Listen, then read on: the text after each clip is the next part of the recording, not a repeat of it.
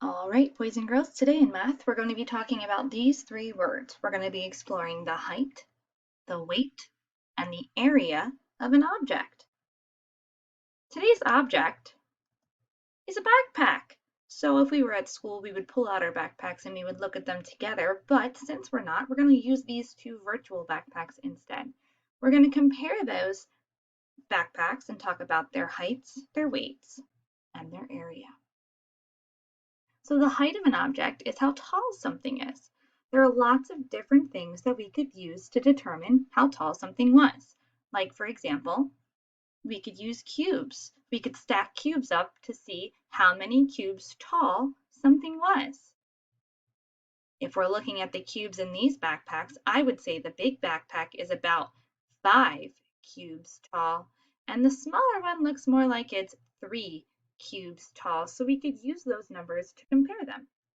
We could also use something like a tape measure. We could use actual numbers and measure to see how tall something was. Next, we're going to talk about their weight. When we talk about the weight of something, we're asking how heavy that object is. And sometimes we can just hold them up and determine which is heavier and which is lighter. Or we can use things to help us determine the answer, like a balance. When we use a pan balance, we put objects on either side of the balance. The side that goes down is heavier, and the side that goes up is lighter. And if the pan balance stays the same or level, that means that the objects weighed the same. We could also use something called a scale. Now, scales can look really different. You can see a scale like this in the produce section of your shopping store, or you might see a scale around your house, maybe one that you can stand on to get your weight. There's lots of different kinds, but we're going to call this a scale and this a pan balance. Both of those things can be used to find the weight of any object. Last, we're going to talk about area. Area is the space that a shape covers. So if we had our backpacks and they were laying on the ground, we would use some type of shape to cover it. So right now we're going to use squares. We're going to see how many squares it takes to cover the object. We can use that to compare if we use the same shape for both. So let's see, how many squares does it take to cover our small backpack? 1, 2, 3, 4, 5, 6, 7, 8, 9, 10, 11, 12. It takes 12 squares to cover the small backpack. So we would say that the area of the small backpack is 12 squares. How many squares does it take to cover the larger backpack? Let's count them. 1, 2, 3, 4, 5, 6, 7, 8, 9, 10, 11, 12, 13, 14, 15, 16, 17, 18, 19, 20, 21, 22, 23, 24, 25, 26, 27, 28, 29, 30, 31, 32, 33, 34, 35 squares. There are 35 squares to cover the large backpack and only 12 to cover the small. So we could use those numbers to compare which one has a larger area.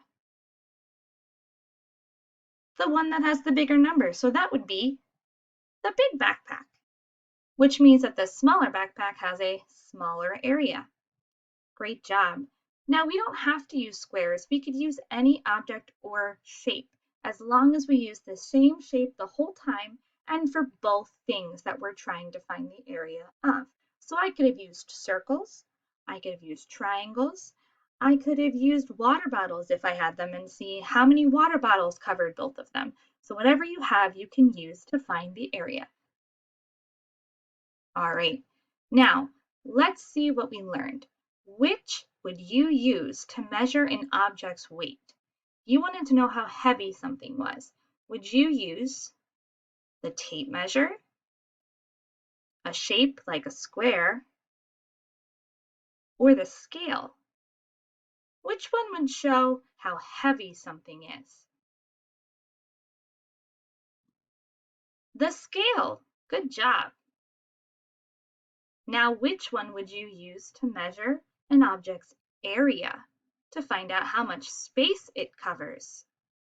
Would you use the tape measure, a shape, or a scale?